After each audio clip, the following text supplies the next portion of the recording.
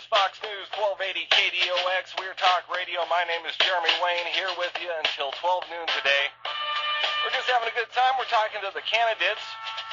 My next guest, he moved to Las Vegas as a teenager and attended public school. He has seen Southern Nevada grow into the metropolis that it is today. He's the father of 4 daughters and 1 son. Man, that's a lot of girls. That's a lot.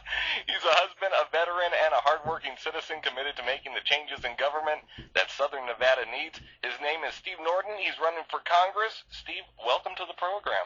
Thank you. Most people can't say that I am definitely not pro-choice. That's for certain. You're a busy man. Yes. So tell me, let's learn more about Steve. Tell me your whole story. I started out, I was a veteran.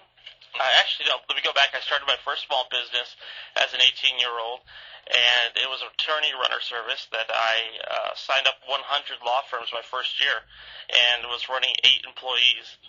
Found out lawyers don't like to pay their bills, so I sold that business. Okay. And joined the Army for 4 years.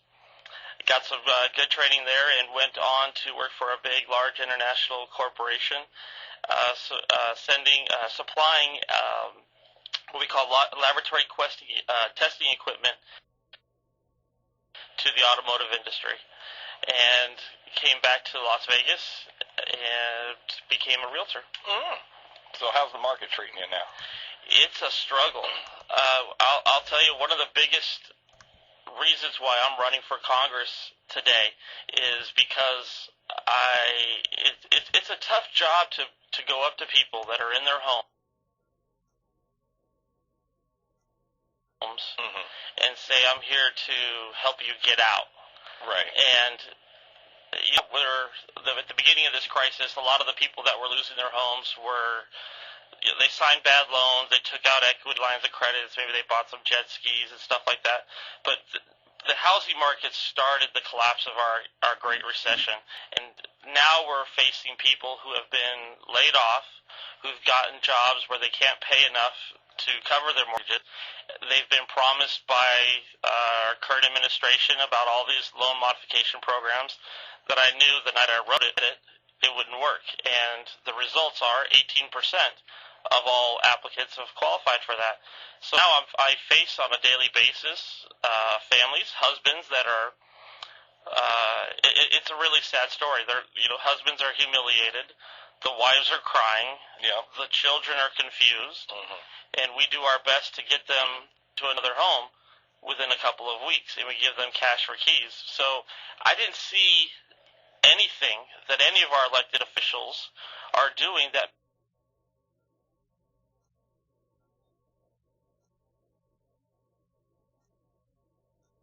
makes any sense whatsoever. And I'd send emails to the White House and to our Congress and ask them, why are you doing this when this is not going to work? This is what will work. And maybe I was naive, but I eventually all the pieces together, and I could see that the current things that they've put in place were never destined to work. Absolutely not. And it sounds to me like you're a businessman. You know how a business should work. If you can't afford the filet, you're going to have to buy the ground beef. Right. So before we get into the issues and where Steve Nohrden stands I'm very passionate on the issues, I've got to ask you, I know everybody wants to know, what happened on Friday during the debate? Hosted by another station, mind you. Right. Hosted by another station. Can you say their name on the air? Sure, let's say their name. K-Don? Yeah. This is what happened. Steve he shows up, wasn't invited to the debate. You're a legitimate candidate. That's why I called you. Right. So tell the people, recap. Well, we contacted K-Don several days prior, and we said, we want to be on the debate. And their response was that they took a poll, and that based on the poll that they took, they weren't going to have time for me to be up there. Their poll took place prior to people even being put on the ballot. That's number one. One of my opponents, who I have actually grown quite fond of, is Colonel Ed Bridges. He and I have become friendly. Colonel Ed Bridges wrote 2 emails to them, phoned them, saying, hey, he should be allowed to speak. Colonel Ed Bridges and I met with the producer at the show, on site, backstage, saying, hey. We're talking to Steve Nohrden, Republican for Congress. You can check out his website. I'm sorry, Steve Nohrden. And am I saying that right? Yes, H is silent. H is silent. Steve Nohrden, that's Nohrden, the number 4, Congress.com. Let's get into some of the issues that are on your website. Jobs, huge concern in this economy. How do we create them, and how do we get this economy back on track? Jobs, number one, I oppose the broad-based business tax.